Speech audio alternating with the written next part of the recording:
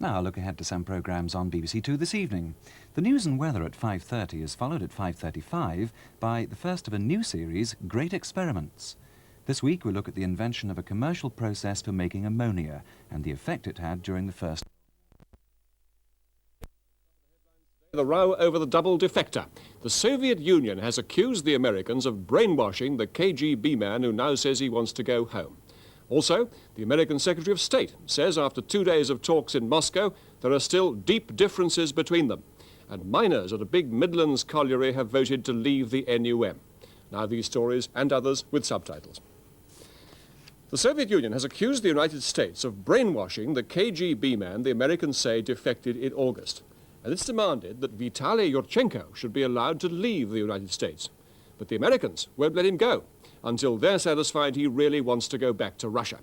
Mr. Yurchenko last night held a news conference at the Russian embassy in Washington. He said he'd been drugged, taken to America against his will, and held captive there. The American Secretary of State says there are deep disagreements between the United States and the Soviet Union.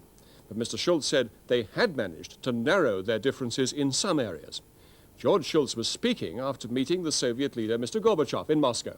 They discussed the agenda for the summit meeting between Mr. Gorbachev and President Reagan. The South African government has withdrawn the passport of anti-apartheid campaigner Alan Boesak. It overruled yesterday's court decision to return Dr. Boesak's passport. Dr. Boesak, who is awaiting trial on a charge of subversion, was planning to visit America. Police in London say the man who shot dead a woman in Mayfair last night is absolutely ruthless. The shooting happened after 2 women were picked up by a motorist in Park Lane. After the women had got into the car, the driver produced a shotgun and a pair of handcuffs. And when one of the women refused to put on the handcuffs, he shot her in the face. The police are investigating a possible link with the M4 rape the previous day. Miners at one of the largest pits in the Midlands have voted to leave the NUM. The miners at Daw Mill Colliery in Warwickshire voted to join the Union of Democratic Mine Workers. More than 75% of those who voted were in favour of the move. British Rail has announced it will be spending £2 million a week for the next 3 years on new trains. It says the investment on passenger trains will greatly improve services. Most of the new trains will be built by British Rail Engineering. The government's financial watchdog says cuts in university funding have had damaging effects. The Controller and Auditor General says there was a much bigger cut in staff than had been expected. Courses in maths, engineering, technology and computer sciences had been particularly affected. In Newsnight tonight, we examine the latest twist in the spy game between the West and Moscow and ask, does the redefection of Vitaly Yurchenko put Russia ahead?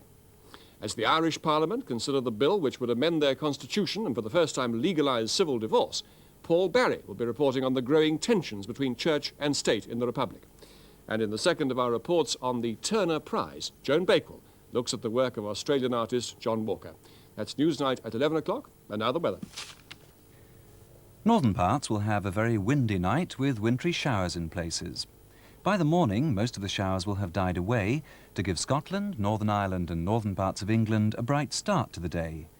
But outbreaks of rain will soon reach western areas, spreading east to all parts later. Wales and central and southern England will be mostly dry, with sunny intervals. It'll be less cold elsewhere, with temperatures generally around 10 degrees Celsius, 50 Fahrenheit, but it will still be rather windy. And that's the forecast. On BBC1 in a minute, except for viewers in Wales and Northern Ireland, Angela Rippon leads the search to find the master team. Here on 2, we begin a new series reflecting turning points in science as Professor Heinz Wolf examines some great experiments.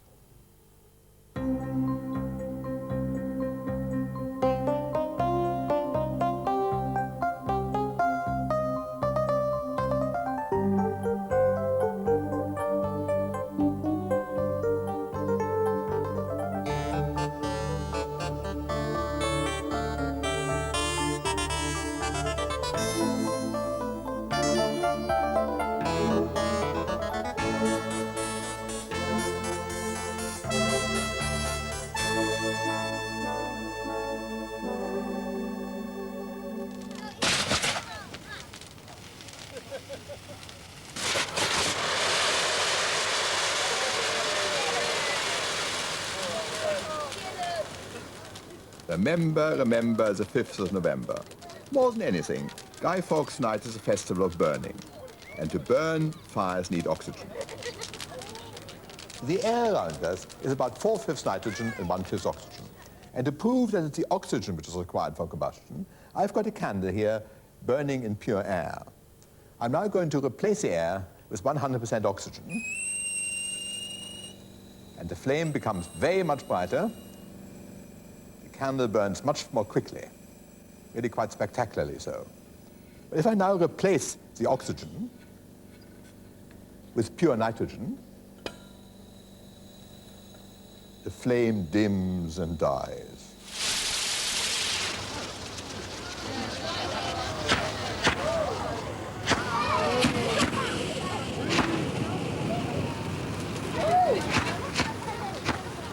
But fireworks don't work like bonfires, because they burn so fast that they can't possibly get enough oxygen from the air surrounding them. So a big fat piece like this has to have its oxygen pre-packed within it and plenty of it.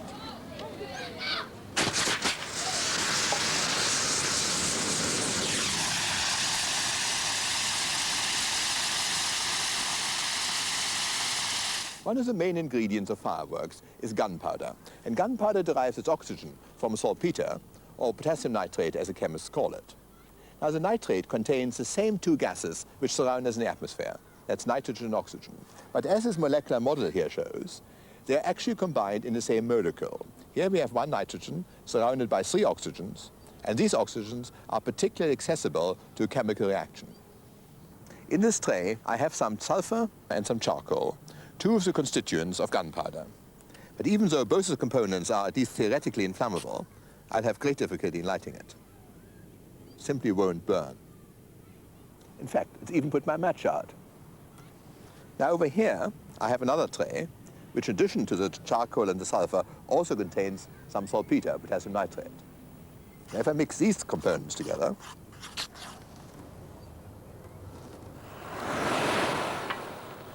more music, you will agree.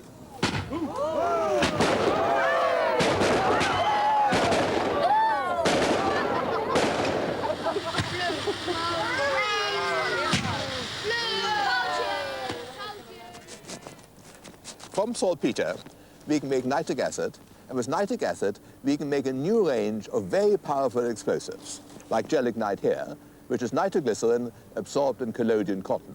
When we make gunpowder, we mix potassium nitrate and the fuel, sulfur and carbon, as intimately as possible. In nitroglycerin, of which I've got a model here, the fuel, the carbon and the hydrogen, is surrounded in the same molecule by the nitrate groups, 3 of them here, so that a disturbance of the molecule will actually cause a powerful explosion. Now, I'm going to cause a powerful explosion because I'm in a quarry, and in front of me there's a borehole 55 feet deep right to the bottom of the quarry. Now, the first thing I'm going to do is to drop down 3 cartridges of gelignite.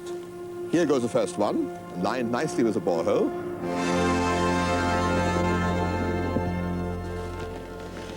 Here goes the second one.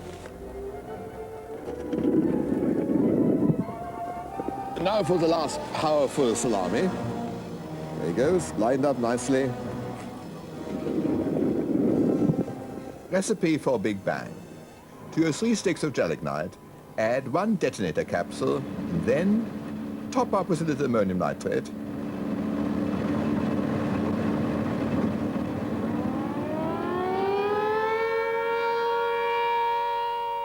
Fill up another 8 holes, check the coast is clear, and you're ready to go.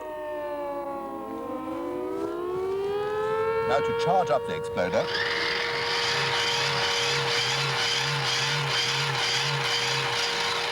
Ready to fire. Fire!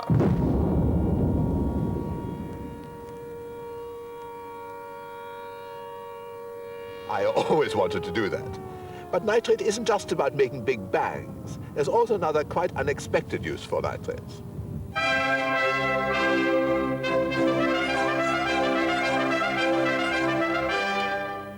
As long ago as 1656, a cantankerous German, half chemist and half alchemist, called Johann Glauber, stated that saltpeter added to the soil made plants grow faster.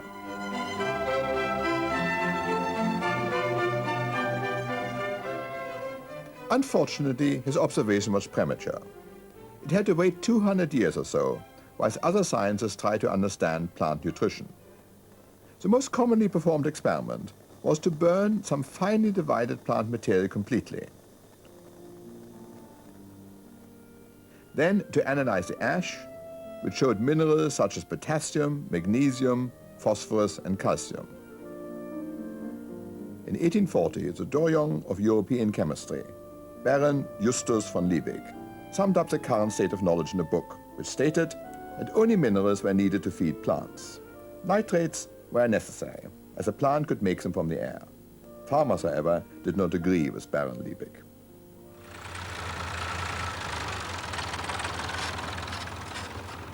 For centuries, they had put this stuff, farmyard manure, on the soil in winter, and the crop was improved the following year. Farmyard manure is produced by animals kept under cover in the winter. Their feces and urine, mixed with their bedding straw, makes the manure, and by Liebig's time, scientists knew that it was rich in nitrate. There were just two schools of opinion, pro-mineral and pro-nitrate. The issue was settled here at Rothamsted Manor in Hertfordshire by a rich landowner, John Bennett Laws, and a chemist employed by him called Joseph Gilbert. Between 1843 and 1852, they conducted a classical series of experiments in this field, boardbog, which has been under continuous cultivation ever since. Fortunately, Gilbert and Laws were inveterate record keepers, and many of the records are available in the library at Rothamsted.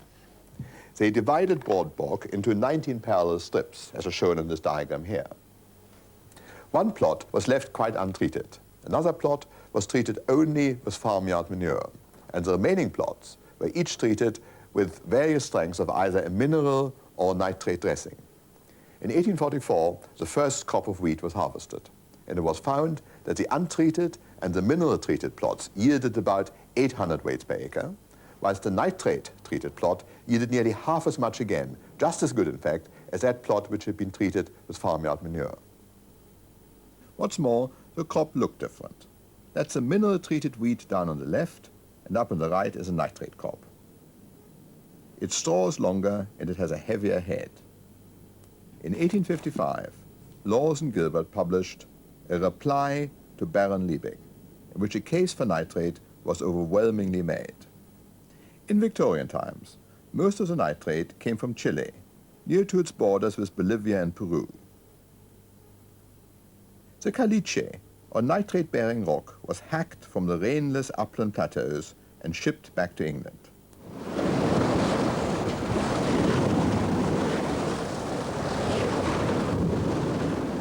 The voyage from South America was extremely perilous, especially around Cape Horn, and only the most hard-bitten sailors would attempt it. But the rewards were high, and millions of tons of nitrate were shipped back to Europe every year.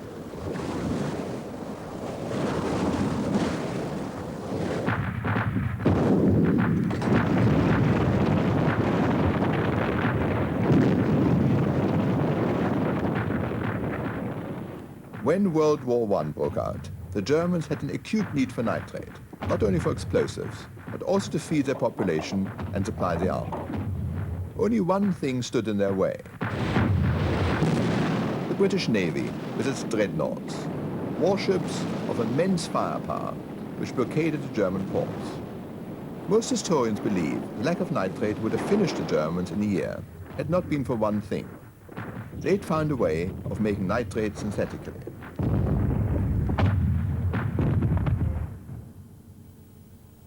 On the face of it, the problem of making nitrate should be a simple one.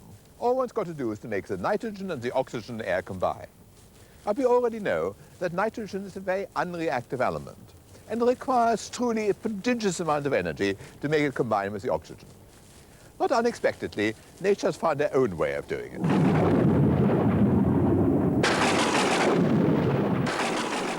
Lightning makes some of the nitrogen and oxygen in the air combine to make oxides of nitrogen, which dissolve in rainwater to make nitric and nitrous acid, the parent substances of all nitrates. At the turn of the century, the nearest man-made thing to lightning was the electric arc. The arc does make some oxides of nitrogen, but an enormous amount of electricity is needed, and only 3% of it is converted into chemical energy.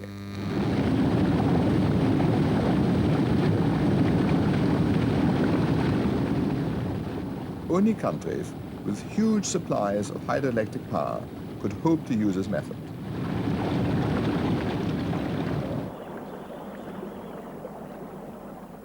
One of these was Norway, where the Birkeland-Ide process used rows of electric furnaces to make oxides of nitrogen.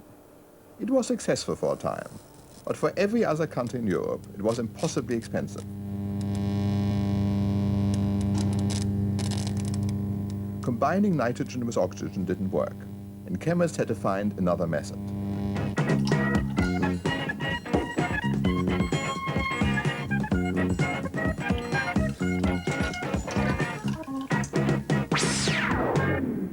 The white tornado strikes again.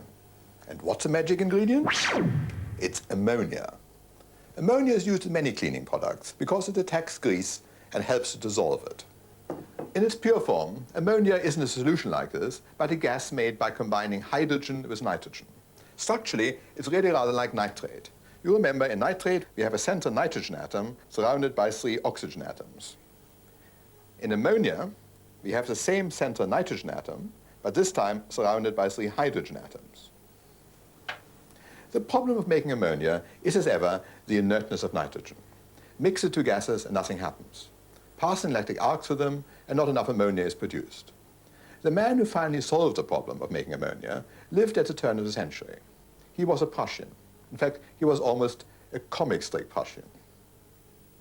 Rigid and disciplinarian, with a highly developed sense of patriotism, Fritz Haber looked just like the stereotype of a German professor.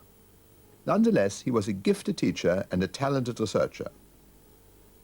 And in approaching the ammonia problem, he used the traditional weapons of the physical chemist: pressure, temperature, and a catalyst. The molecules in a gas mixture are widely spaced apart, and it's difficult for them to react together. In a sense, they're like people in the rush hour, all busily in motion, but not making much contact. But push those people closer together in a party, and interaction starts to take place. That's what pressure does to molecules. It reduces their room for maneuver.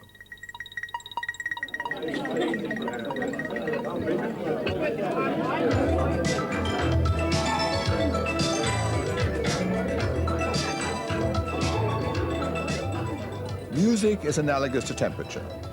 Heat gets the molecules moving faster, and the number of interactions is increased. But for really intimate contact, you need somewhere you can settle. And at a molecular level, this function is performed by a catalyst, a surface where molecules can combine to make new compounds.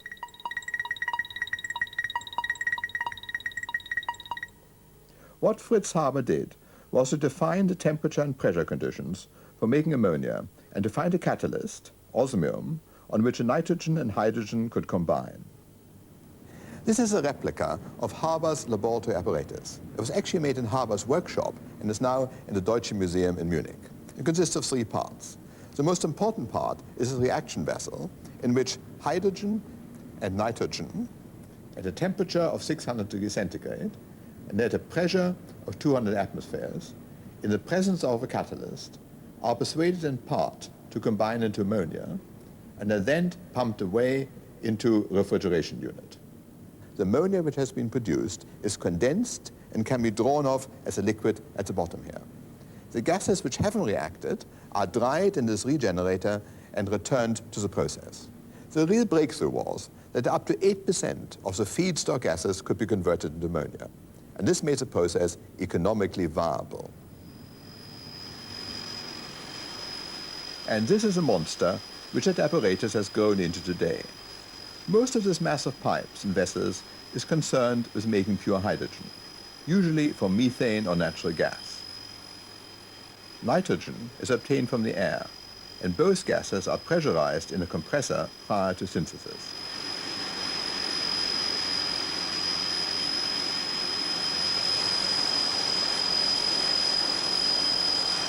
In this relatively insignificant vessel, the real action takes place. Here, hydrogen and nitrogen meet hot, under pressure, and most important, over catalyst, to unite to form ammonia. The ammonia gas is then cooled to liquefied, and the liquid is stored under pressure. These days, the manufacture of ammonia is a relatively commonplace process in chemical industry. But in 1913, it was a very hard nut to crack indeed. This is Ludwigshafen in West Germany, home of the Badische Anilin- und Soda-Fabrik, or BASF, one of the biggest chemical complexes in the world.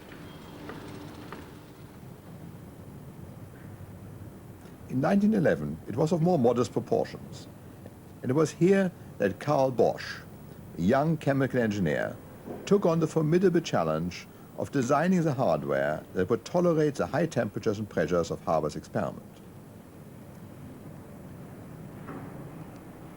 The first commercial ammonia plant opened at Ludwigshafen in 1913, and it carried on producing ammonia until 1982.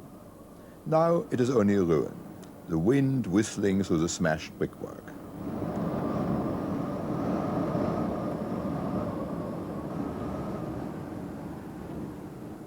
Nonetheless, you can still see one of the chambers where the giant pipes in which ammonia was made were housed. Today, one of these pipes stands in the grounds of BASF as a memorial to Bosch and the problems he had to overcome. The impetus of the time, of course, was to make nitrate. And so far, we've only made ammonia. But the chemists at the time already knew how to burn or oxidize ammonia into nitric acid. The experiment which we've set up here demonstrates this. In this bottle, there is a solution of ammonia gas in water. The air which is being bubbled through it picks up some of the ammonia gas, and this mixture passes down this tube here until it meets the catalyst. The catalyst is finely divided platinum in an inert base. Here, the ammonia is oxidized or burnt into brown oxides of nitrogen, which we can see accumulating in this large bottle. And these brown fumes then pass down this tube here and dissolve in the water carried in this beaker to make nitric acid.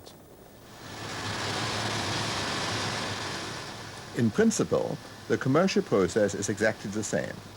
Ammonia gas is pumped into a giant burner containing a platinum catalyst, and oxides of nitrogen are formed on its surface. It's a catalyst which is a critical element in the process. It has to be changed every 3 or 4 months, and each sheet of platinum gauze, alloyed with rhodium, another precious metal, costs about £10,000.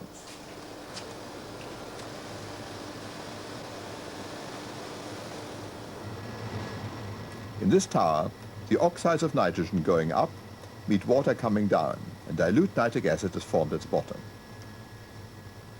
Thanks to Haber and Bosch, the Germans had this technology, and a war that should have lasted a year stretched on for 4 years of hopeless attrition.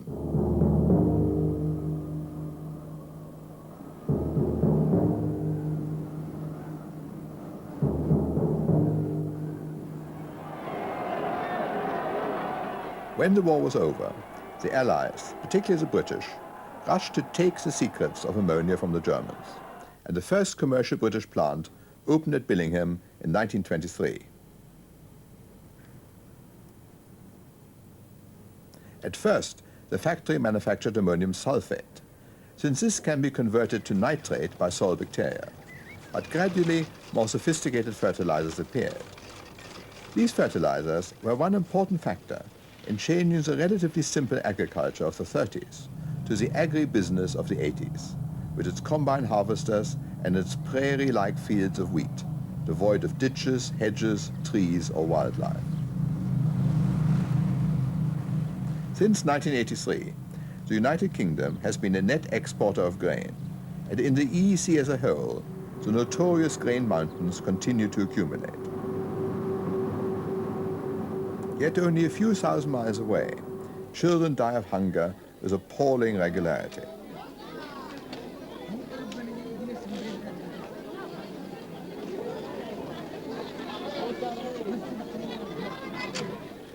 If, as has been estimated, the world population doubles by the end of the century, it will require another 500 ammonia factories in order to make the fertilizer which will allow us to double cereal production. And this, in turn, will require vast quantities of fast-disappearing fossil fuels, such as gas and coal. Clearly, it's time for another revolution. And this revolution may be brought about by plants such as this humble pea, which is a member of a family called the legumes, which also contains beans, clover, and alfalfa. This pea plant is being grown in very nitrogen-deficient soil. Nevertheless, it is a healthy and vigorous plant. This oilseed rape, being grown in exactly the same soil, shows all the symptoms of nitrogen deficiency: stunted growth and discolored leaves. What's the difference? Well, the difference is that the pea plant, on its roots, has these tiny pink nodules. You just about see them. They're really rather pretty color. And it's these nodules which appear to give the plant the ability to fix nitrogen from the air. Actually, this is not quite true. In fact, the nodules are guest houses for colonies of a bacterium called Rhizobium, which starts life in the soil. This is a greatly magnified electron microscope picture of a root hair of a pea. The white clots on the surface are clumps of Rhizobium. They penetrate the wall of the hair and go down it, into the body of the root, where they multiply rapidly. The bacteria have the ability to combine hydrogen with nitrogen from the air to make ammonia, which is used by the plant instead of nitrate. In return, the plant supplies the bacteria with sugars as a food source.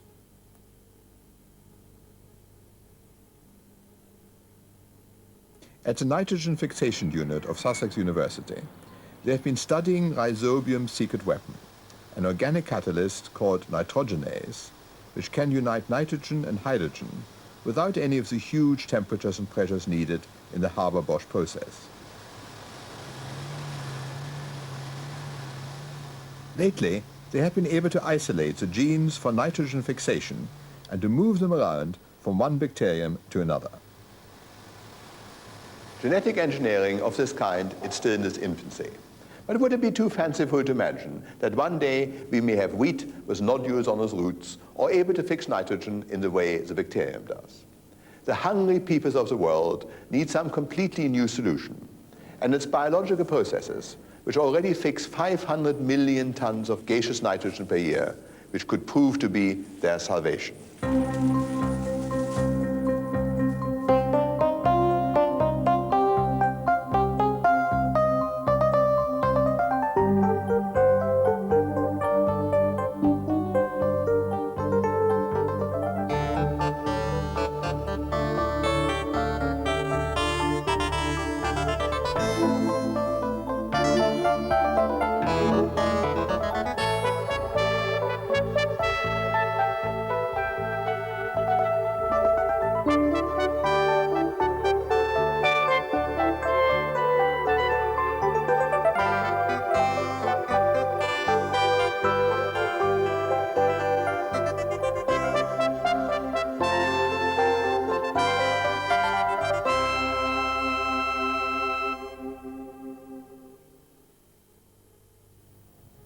Next week, a great experiment by William Henry Fox Talbot. Having conceived the idea of making pictures draw themselves by light, he went on to discover the secret that led to modern photography. That's next Tuesday at 5:35. The 6 o'clock news is starting shortly over on BBC One with Sue Lawley and Nicholas Witchell.